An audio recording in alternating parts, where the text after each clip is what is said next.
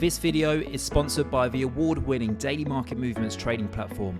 To open a live or demo account, simply visit dmmtradingplatform.com. Hello guys, it's Max here from Daily Market Movements. Welcome to another episode where today we're going to be analysing the Nasdaq100 futures chart. Just before I start today's video, as always, anyone who's interested in joining my free analysis group over on Telegram, then please do not hesitate to scan this QR code on your screen. Let's have a look at the Nasdaq100. Nasdaq100 for the first time in a long time trading above 11,500, which takes us back to the 7th of October high. So this is the highest level that we've been trading now in pretty much 3 weeks. And it looks very likely that we are going to go and target 11,650 because that's where the 50-day EMA is, and just above there we have the 50-day moving average. So I wouldn't be surprised to see a 150-point gain from current level. Let's just put that into percentage perspective. So that'll give us another 1.5% rally from current levels. That being said though, guys, I would be looking to short here. I really don't like the setup here for the Nasdaq100. We're in a simple downtrend now. We're kind of challenging that area right now as we speak. This is the downtrend that we've been trading in now since the highs on August 16th.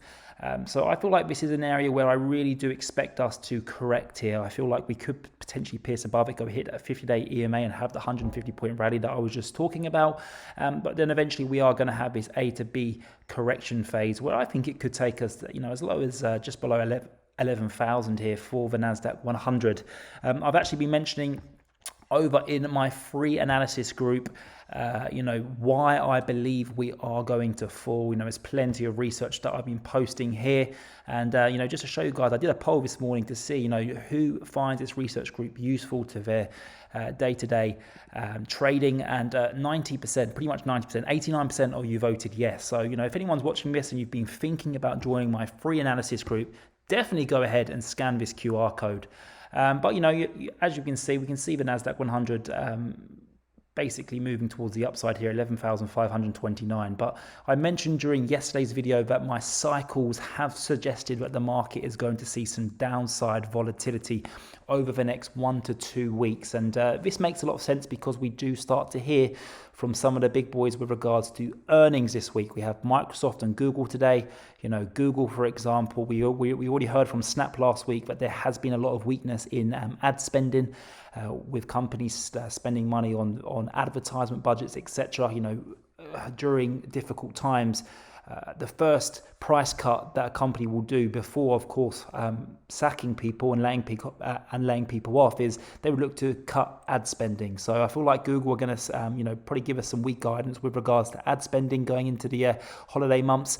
And then with regards to Microsoft, I think it's about around 70 to 60% of Microsoft core business is actually from Europe. So with that being the case, the FX headwinds are going to cause Microsoft a significant amount of issues and lost capital, right? So with the dollar being so strong. So I feel like we are going to hear quite a lot of weakness from some of these big tech companies, and it is going to cause some downside volatility here in the broader stock market. So I would be looking to short here for the next week or so until we get into the first week of November, and that's when the cycles actually change and the market should start to become very bullish into year end.